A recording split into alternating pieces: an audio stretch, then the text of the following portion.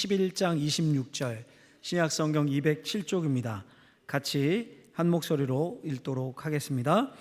만남에 안디옥에 데리고 와서 둘이 교회에 1년간 모여있어 큰 무리를 가르쳤고 제자들이 안디옥에서 비로소 그리스도인이라 일컬음을 받게 되었더라. 아멘. 하나님 아버지 감사합니다. 주 예수께서 우리 안에 계심을 믿기에 기쁩니다. 그 주 예수께서 우리에게 말씀을 허락하심을 믿습니다. 이 말씀이 능력이 되게 하여 주옵소서. 예수님의 이름으로 기도하옵나이다. 아멘. 오늘은 그리스도인이라는 제목으로 하나님의 말씀을 전하고자 합니다. 국민성이라는 말이 있죠, 여러분. 그 나라 국민이 가지는 품성이나 성질을 의미합니다. 제가 설교를 준비하면서 이런 글을 봤습니다. 미국, 일본, 한국의 가족 개념. 미국인은 어떨까요? 가족이 나, 부인, 자녀, 애완동물. 여기까지. 일본은 나, 부인. 여기까지. 한국은 어떨까요, 여러분? 한국은 친할아버지, 친할머니, 외할아버지, 외할머니, 삼촌, 외숙모, 고모부, 고모, 이모부, 이모, 매형, 동서, 처제, 형, 누나, 동생, 사촌, 조카, 아참, 그리고 나. 이거까지 가족 개념. 말이 되죠, 여러분? 한국만큼 이 가족 얘기가 끈끈한 나라가 또 없습니다. 어떤 권사님 말 들으니까 이 추석 명절에 한 30명이 되는 가족이 모였다고 합니다. 그 밥 다 해내야 되는 거 아닙니까? 그 밥상 다 차려내는 게 한국인의 힘입니다. 그만큼 한국인이 소속감이 강합니다. 우리 교회 중국인 부가 있는 거 아시죠? 한번 가보십시오. 예배 마치고 나면 한 1시쯤에 모이거든요. 담당 중국 전사님도 계시고 한데 중국인 부가 모이면 목소리가 큽니다. 한국 사람이 보기에 시끄럽습니다. 막 싸우는 것 같아요. 근데 싸우는 게 아니래요, 물어보면. 근데 여러분, 일본에 가면, 일본 가보신 분들 있죠? 식당 가면 누가 시끄럽습니까? 한국 사람 엄청 시끄럽습니다. 일본 현지인들은요, 정말 조용조용히 밥만 먹습니다. 말도 조곤조곤하고요, 잘 안 들립니다. 근데 한국 사람들은 그냥 대화하는 것 같은데 일본에서 들으면 엄청 시끄럽습니다. 이게 상대적인 거죠. 일본 사람들은 누구에게나 패기치는 거 싫어하고요, 중국인들은 협동심과 생존력이 엄청 강해서 차이나타운 이런 거 만들고 서로 장사하는 거 돕고, 한국인은 어떻습니까? 대표 특성 빨리빨리 뭐든지 순식간에 처리합니다. 불가능이 없죠. 한국 전쟁이 끝난 게 1953년인데 흔히 선진국 편입이라고 불리는 OECD 가입이 1996년입니다. 제가 찾아보니까 불과 43년 만에 이뤘습니다. 그러니 한각의 기적이라고 전 세계가 놀라죠. 이런 특성이 국민성에 다 반영이 됩니다. 한국 사람은 급하고요, 일본 사람은 꼼꼼하고, 중국 사람은 만만딜하고 느긋하고 신중하고, 미국 사람들은 실용적이고, 독일 사람들은 규칙, 규격 이런 거 뭐 엄청나게 따집니다. 그러니까 어느 나라에 속해서 자랐느냐에 따라서 이렇게 국민성이 달라지고 삶의 방식과 행동과 특성이 완전히 달라집니다. 우리는 여러분 어디 국민입니까? 대한민국 국민이에요, 대한민국. 근데 동시에 우리는 하늘 시민입니다, 하늘 시민. 빌립보서에서 말하죠. 그러나 우리의 시민권은 하늘에 있는지라. 그러니까 엄밀히 말하면 우리는 이중 국적자인 겁니다. 대한민국 국민이면서 하나님 나라에 속해 있는 하늘 시민권자입니다. 근데 이 하늘 시민권자를 성경의 언어로 바꾸면 이렇게도 표현할 수가 있습니다. 제가 한번 표현을 바꿔봤는데요. 같이 한번 읽어보며 선포해 보겠습니다. 같이 읽습니다. 우리는 그리스도인 예수께 속한 사람들이다. 아멘. 우리가 누구라고요? 그리스도인 예수께 속한 사람들이다. 한국 시민권자를 한국인, 미국 시민권자를 미국인이라고 부르는 것처럼 하늘에 속한 하늘 시민권자를 그리스도인이라고 부릅니다. 영어로 하면 크리스천. 여러분, 오늘 우리가 딱 한 구절을 택해서 읽었는데요, 성경에 나오는 가장 위대한 교회라 불리는 안디옥 교회가 세워지는 문맥에 나오는 그런 구절입니다. 다시 한번 이 구절을 읽어보죠. 26절 사도행전 11장 같이 읽습니다. 만남에 안디옥에 데리고 와서 둘이 교회에 1년간 모여있어 큰 무리를 가르쳤고 제자들이 안디옥에서 비로소 그리스도인이라 일컬음을 받게 되었더라. 아멘. 제자들이 안디옥에서 비로소 그리스도인이라 일컬음을 받게 되었더라. 여기 비로소라는 말이 나오죠. 이 정확한 뜻이 처음으로 이런 뜻입니다. 그래서 영어 성경은 first라고 번역을 해놨습니다. 그러니까 안디옥에서 제자들이 처음으로 그리스도인, 크리스천이다라고 불림을 받았습니다. 자, 그러면 여러분 누가 불렀을까요? 그렇게 누가? 교회 내 사람들이 불렀겠습니까? 당연히 교회 밖의 사람들이 그렇게 불렀습니다.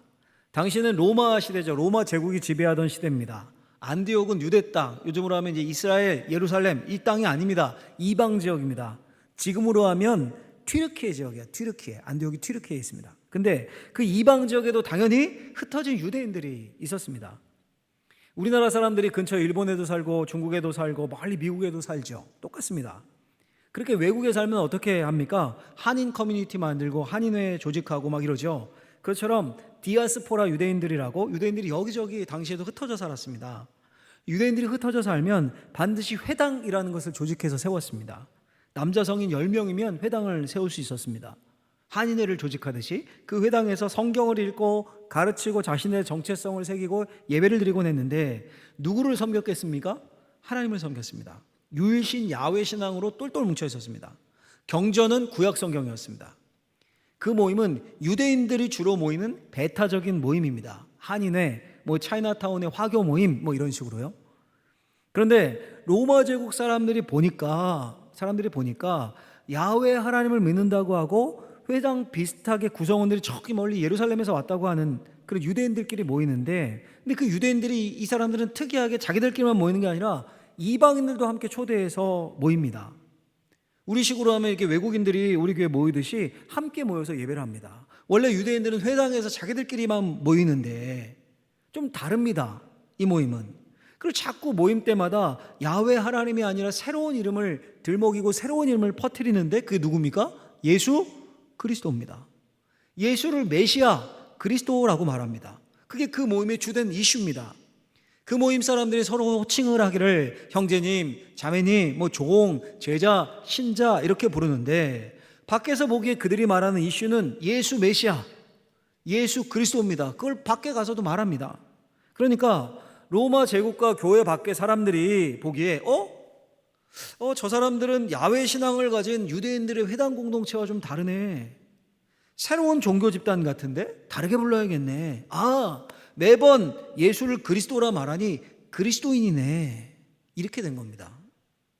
자, 그러니 그리스도인이라는 호칭은 교회 내에서 자발적으로 생겨난 호칭이 아닙니다. 교회 밖의 사람들이 붙여준 이름입니다. 그 뜻이 뭡니까? 예수 그리스도께 속한 사람이다라는 뜻입니다. 그러니까 안디옥 교회에 있는 사람들은 유대인이든 이방이든 다 다른 국적이었지만 동시에 예수께 속한 사람, 하늘 시민권자였던 겁니다.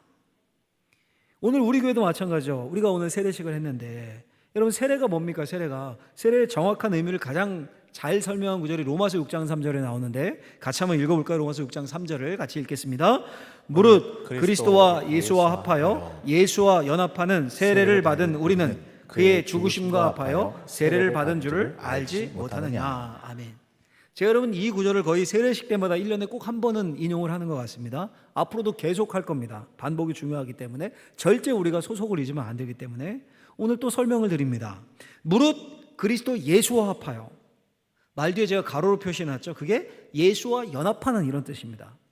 예수님과 합하는 것, 예수님과 연합하는 게 세례의 의미라는 겁니다.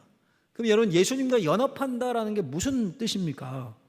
영어로 보면 이 구절이 이렇게 번역이 되어 있습니다. Baptized into Jesus. into가 어디로 들어간다, 이런 전치사죠. 예수께로 들어가는 세례, 연합이 그런 의미입니다. 예수께로 들어가는 세례 혹은 예수께 붙는 세례, 이렇게 할 수 있습니다. 껌 붙듯이 딱 붙어서 안 떨어지는 겁니다. 이 무슨 말입니까, 여러분? 세례를 받는 게 단순히 우리가 이렇게 세례받아서 구원받았다 2차원을 넘어서서 세례를 받으면서 그리스도께로 들어가서 가서 붙는 겁니다. 예수를 구주로 믿습니다라고 고백하며 세례를 받는 순간 우리가 그리스도의 몸 한 부분이 됩니다. 야, 이거 무슨 말인지 어렵고 뜬구름 잡고, 이게 아니라 제가 자주 결혼에 비유하죠. 결혼이 여러분 단지 한 남자에게 아내가 생기고 한 여자에게 남편이 생기고 이런 차원입니까? 그걸 넘어서죠. 둘이 합하여서 한 몸이 되고 하나의 새로운 공동체가 탄생을 하는 겁니다. 남편은 아내에게 붙고 아내는 남편에게 붙습니다. 모든 게 하나가 됩니다. 같이 살고 같이 밥 먹고 같이 자고, 소유도 공동명입니다. 아파트 명의를 부모님이 하자, 내 이름으로 하자, 그러면 난리 날 겁니다. 그런데 아내 이름으로는 하고 남편 이름으로 해놔도 아무 말 안 하고, 심지어 가족관계도 바뀌죠. 시아버지도 이제 아버지라고 부르고, 장모님도 내 어머니가 되고, 시동생도 내 동생이 되고, 처제도 내 동생이 되고, 그러니 결혼으로 인해서 다 친척이 된 거죠. 하나가 된 거예요. 붙은 겁니다, 둘이. 로마서 6장 5절에 보면 이런 표현의 말씀이 나옵니다. 같이 5절도 읽어볼까요? 같이 읽겠습니다. 만일 우리가 그의 죽으심과 같은 모양으로 연합한 자가 되었으면 또한 그의 부활과 같은 모양으로 연합한 자도 되리라. 아멘. 그의 죽으심과 같은 모양으로 연합. 그러니까 예수님과 함께 죽었다는 겁니다. 세례가 그 표현입니다. 물에 오래 들어가 있으면 죽지 않습니까? 우리는 물을 그냥 약식으로 뿌리지만 지금도 물에 푹 들어가는 침례교는 그렇게 하죠. 그러니까 물 뿌림의 의미가 예전에 난 죽었다는 겁니다. 죽었다. 그리고 또 아까 읽은 것처럼 부활과 같은 모양으로 연합했다. 다시 물 밖으로 나옵니다. 그건 부활과 같이 다시 산 것을 상징합니다. 그러니까 이제 예전에 나는 죽고 예수님께로 들어가서 예수님과 함께 붙어서 삽니다. 그 의식이 바로 세례입니다. 결혼식과 같은. 그러니 세례는 예수님의 사람 되기입니다. 세례는 예수님의 사람 되게요. 같이 한번 읽어보죠. 잊어버리시면 안 돼요. 세례하면 제가 세례하면 여러분들 뒤에 읽으십시오. 세례 예수님의 사람 되기. 잊으시면 안 됩니다. 세례는 예수님의 사람 되기입니다. 세례는 곧 예수 그리스도께 속한 사람, 예수님의 사람, 그리스도인이 되는 겁니다. 여러분, 안디옥교회는 국적이 다양했습니다. 유대인부터 이방인까지. 근데 그들이 다 예수님의 사람이 되었습니다. 국적이 달랐는데 하늘 시민 그리스도인이라는 호칭으로 불렸습니다. 오늘 우리 교회도 그렇습니다. 오늘 이 세례식이 좀 뜻이 깊은 게 우리 교회에 그 세례 교인이 한국 분들, 한국인, 그리고 몇 명의 중국인들, 중국인 부서 있으니까 중국인들이 있었습니다. 근데 이번에 어떻습니까? 여러 외국 분들이 받으시지 않았습니까? 스리랑카, 라오스, 필리핀, 이 세 나라 국적의 외국인들이, 베트남도 있었는데 오늘 특근이 있어서 못 오셨대요. 이 외국인들이 세례를 받고 우리 공동체가 됐습니다. 제가 선교 담당 목사님께 몇 번이나 확인을 했습니다. 이게 스스로 자기들이 받겠다고 신청한 거냐, 그렇지 않으면 외국부에서 권한 거냐, 권했으면 안 준다, 다 자신해서 신청을 했다 그래요. 얼마나 감사한 일인지 모릅니다. 국적이 다 다른데 또 한 국적을 갖게 된 겁니다. 하늘 시민, 예수께 속한 예수님의 사람, 이게 우리 모두의 공통점입니다. 물론 이 중에 아직도 세례를 받지 않은 분들이 있으실 겁니다. 외국인들도 그렇고 한국인도 그렇고, 예수님이 믿어지지 않는 분들, 내가 아니라고 생각하는 분들, 아직도 내 주먹을 믿지, 내 인생 주인은 나지, 내가 뭔 죄를 지었는데 그냥 예배당 올 뿐이지 가자 그러니까 난 법 없이도 살 사람인데, 이런 분들, 그래서 아직 예수님이 필요 없는 분들, 그분들도 언젠가는 내 인생이 내 뜻대로 되는 게 아니구나, 내 인생 돌아보니 정말 죄인이고 이기적이고 정말 비참하구나, 내게도 예수님이 필요합니다, 내게도 구원이 필요합니다, 그렇게 고백하며 세례를 받아서 우리 모두 그리스도인, 예수께 속한 사람들이 되기를 예수님의 이름으로 축원합니다. 축원합니다. 자, 그러면 그 그리스도인 예수께 속한 사람은 어떻게 사는가? 두 번째 같이 한번 화면을 보고 읽어보도록 하겠습니다. 그리스도인의 신앙과 삶의 궁극적인 기준과 표준은 성경이다. 그리스도인의 삶과 신앙의 궁극적인 기준, 표준이 뭐라고요? 성경이다. 성경. 사진 한 장 보여주시면 현수막이 걸려있죠. 어디 갔습니까 여러분? 동남아 같은데 뒤에 신성이라고 써 있습니까? 하여간 뒤에 아파트, 낡은 아파트가 있죠. 저희가 울산 동구입니다. 우리 동네. 어느 나라 글씨인지 전 잘 모르겠어요. 아래는 베트남 글씨 같고 위에 동글동글한 글씨는 태국인지 잘 모르겠는데, 더 현수막이 무슨 현수막이냐 하면 내용이 쓰레기 무단 투기에 대한 안내 현수막입니다. 우리 동구에 이제 외국인 근로자들이 많이 들어와서 약 1만 명이라는데, 외국인들이 쓰레기를 불법 투기해서 저렇게 현수막을 걸고 계도에 나선 겁니다. 자, 그런데 여러분 한번 생각을 해보십시오. 우리 조선업 때문에 외국인들이 동구에 근로자로 들어오시는데, 그분들이 한국 사람이 너무 믿고 자기가 사는 지금 이 사는 곳 더러워져서 쓰레기장 되면 좋겠다, 이런 마음으로 무단 투기하고 그런 거겠습니까? 아니겠죠. 당연히 그게 아니겠죠. 그럼 왜 쓰레기를 무단으로 버릴까요? 아마도 주된 이유는 제가 생각해 간단합니다. 몰라서. 한국의 분리수거의 개념을 모르니까. 그렇죠? 자기 나라에서 하던 대로 그냥 그렇게 모아서 버렸겠죠. 자, 저렇게 현수막 붙이고 계도하고 단속하니까 어떻게 됐겠습니까? 올해 상반기에 확 줄었다고 합니다. 기사를 보니까 올 상반기 과태료 부과가 47건이었다고 하는데 작년에는 137건이었대요. 작년 대비 약 34.3%, 거의 한 65%가 준 거예요. 확 준 거죠. 물론 단속의 영향도 있겠지만 이제 한국에서 쓰레기를 어떻게 버려야 하는지 알게 되고 그 법을 지키는 외국인들이 늘어났다는 이야기죠.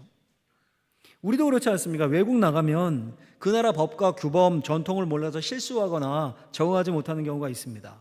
저도 미국에 잠시 살았을 때 교통사고가 났어요. 제가 교통사고가 났는데 100% 상대 과실이었습니다. 100%. 근데 노 폴트라고 그 주의 법은 자기 차는 자기가 고치는 거래요. 100% 상대 과실이어도. 그래서 제가 아니 무슨 이런 법이 말도 안 되는 법이 있냐 그랬던 기억이 지금도 있습니다. 달라요 이게. 운전만 해도 다른 나라 가면 헷갈리지 않습니까? 일본 같은 나라는 운전석이 반대에 있지 않습니까? 교통 법규도 다르고. 무슨 말을 제가 하고 싶은 걸까요? 그러니까 국적, 소속에 따라서 지켜온 법과 규범이 다르고 그게 그 사람의 행동 양식을 결정합니다. 한국 사람이면 빨리빨리 문화가 당연하고 쓰레기 분리수거가 당연하고 내가 사고 냈으면 100% 물어주는 게 당연하고 그렇게 삽니다. 자, 그런데 우리가 이중국적자라고 했습니다. 이 중에 한국인이든 중국인이든 뭐 베트남인이든 필리핀이든 스리랑카인이든 네팔인이든 다른 어떤 국적을 가졌든 간에 예수를 주로 고백하고 세례받은 자들은 모두 하늘 시민권자입니다. 그리스도인 예수께 속한 자예요. 우린 예수님 때문에 모이고 예수님 때문에 살고 예수님 붙잡고 천국 갑니다. 자, 그렇다면 하늘 시민권자 그리스도인이라는 소속에 맞는 법과 삶의 규범, 전통, 문화, 관습이 있겠죠. 당연히. 그게 어디서 형성이 되는 겁니까? 바로 하나님의 말씀인 성경. 이 성경이 그리스도인의 신앙과 모든 삶의 궁극적인 기준과 표준입니다. 성경을 통해 그리스도인의 소속감이 강화되고 정체성이 세워지고 그리스도인의 문화와 전통이 세워지고 배웁니다. 이걸 성경은 이렇게 표현해요. 갈라디아서 3장 27절 말씀을 보면 누구든지 그리스도와 합하기 위하여 세례를 받은 자는 그리스도로 옷 입었느니라. 아멘. 세례받은 자는 그리스도로 옷 입었다. 경찰이 경찰복을 입고 스님이 승복을 입고 목사가 목사 가운을 입듯이 옷은 소속감을 상징을 하죠. 그리스도인 하늘 시민권자는 그리스도로 옷 입었다. 그래서 새로운 신분, 새로운 사람이 된 겁니다. 그 그리스도를 성경을 통해 알고 성경을 통해 만나고 그분의 가르침을 성경을 통해 배우고 그분의 행적을 성경을 통해 봅니다. 이 성경이 그리스도인의 신앙과 삶의 유일한 규범이고 기준이고 표준입니다. 할렐루야. 여러분 오늘 본문도 한번 보십시오. 이 스데반 집사님이란 분이 있었습니다. 그분이 그런데 순교를 합니다. 복음을 전하다가 순교를 해서 그 모교회인 예루살렘 교회라는 교회에 큰 박해가 생깁니다. 최초의 교회인 예루살렘 교회. 예수 믿는 사람들이 예루살렘을 떠나 흩어졌습니다.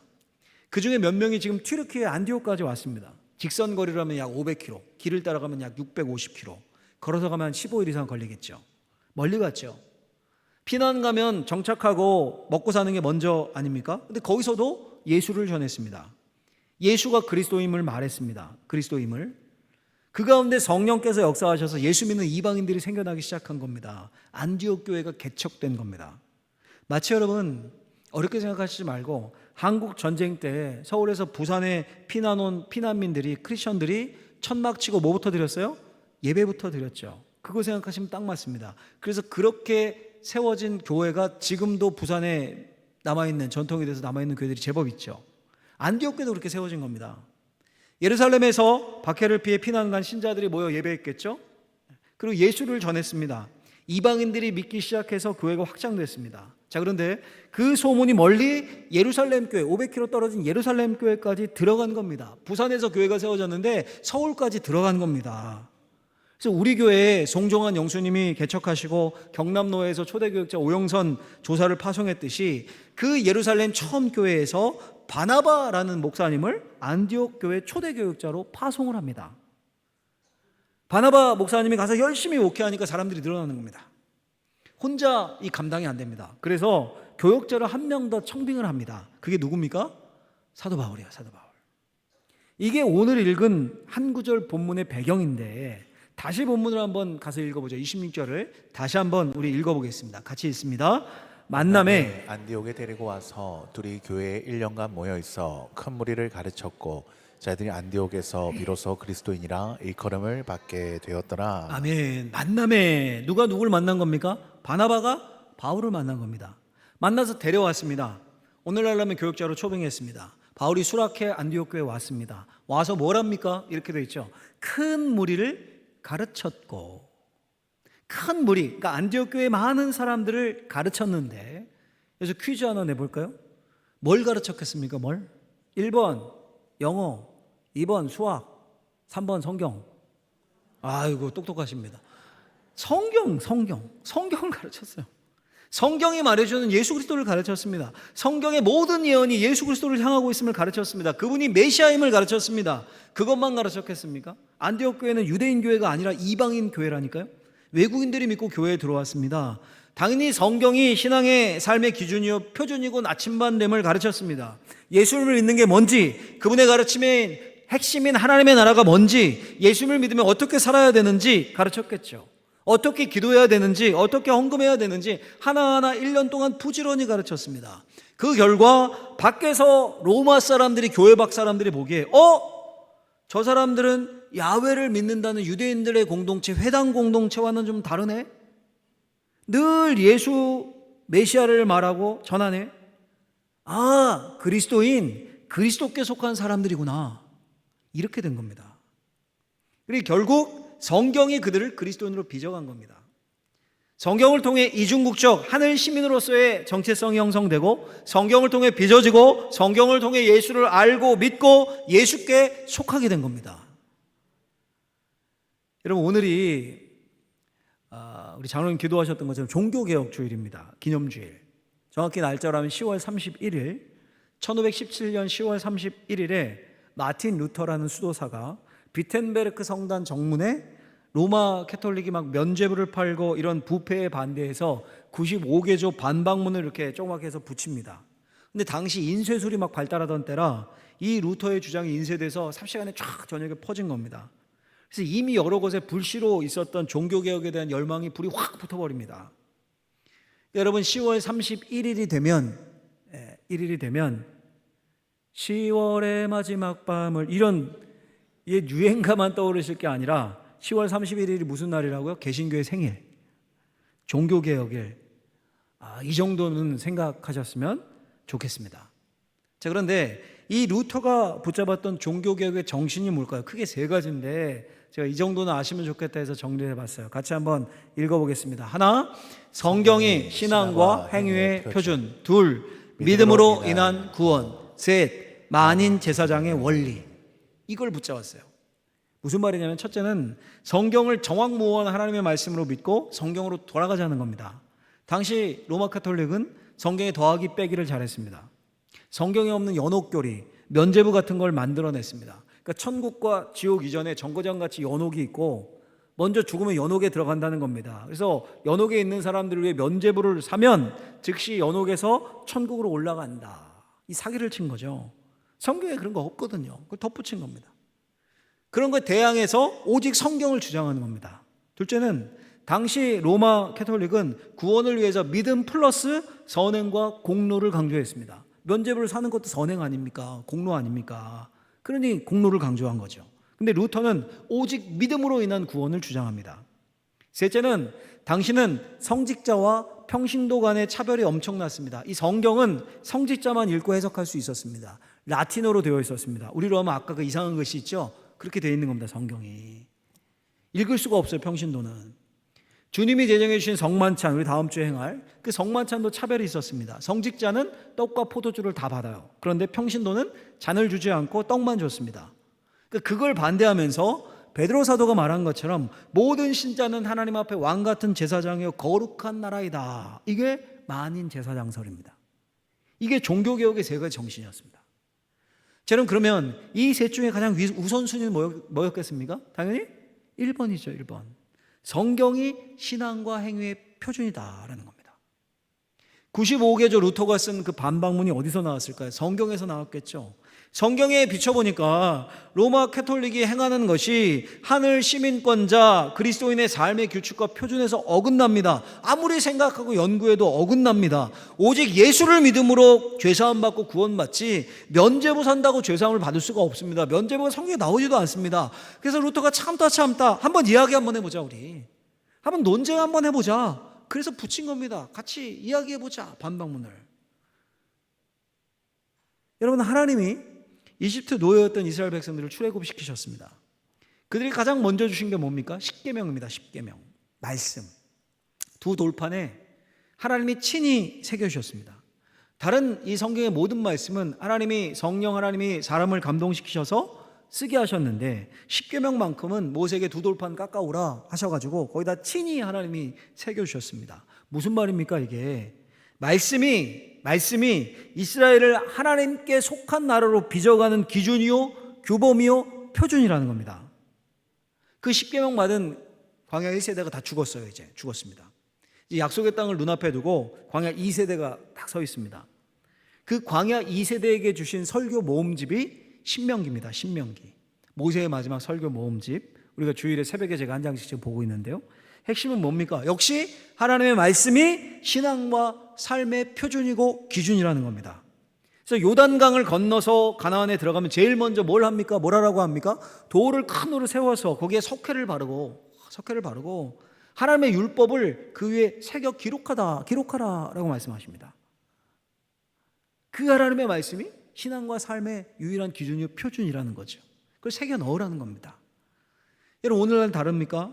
세례를 받고 우리 이중 국적자가 된 우리들, 하늘 시민권자 그리스도인 우리에게 성경은 하나님의 마음과 뜻과 삶의 규범과 기준을 담은 책입니다. 예수가 누군지, 왜 믿는지, 어디로 가는지 우리가 이 성경에 다 나와 있습니다. 그래서 성경을 풀어주는 말씀을 듣고 읽고 또 공부하고 묵상합니다. 그게 이스라엘의 출발이었고 안디옥 교회의 출발이었고 오늘날 방어진 제일교회의 출발이기도 합니다. 오늘 세례를 받은 분들, 제가 여러분들 내신 간증문 이거 다 어제 꼼꼼히 읽어봤는데 성경을 한 번도 안 읽어봤다 여기 표시하신 분들도 있더라고요. 제법 읽으셔야 합니다. 여기 있는 모든 분들도 마찬가지입니다. 성경을 읽으셔야 합니다. 어렵다고 생각하실 수 있어요. 요한복음부터 읽으십시오. 예수님에 관한 것부터 읽으시라고요. 내가 일독을 해야겠다 이 목표 갖지 마시고 나중이고 요한복음부터 예수님이 누구신지 아는 것부터 반복해서 읽으십시오. 분명히 성령께서 마음의 문을 확 열어서 역사해 주실 줄로 믿습니다. 우린 예수님의 사람이에요. 예수님의 사람이라는 말을 또 바꾸면 예수님이 중심에 박혀있는 성경의 사람이라는 말도 됩니다. 그러니까 하나님의 말씀을 매일 읽고 먹고 씹고 뜯고 배워야 합니다. 성경을 가까이 해야 합니다. 자연스럽게 그 책의 사람, 성경의 사람이 되어야 합니다. 그게 그리스도인입니다.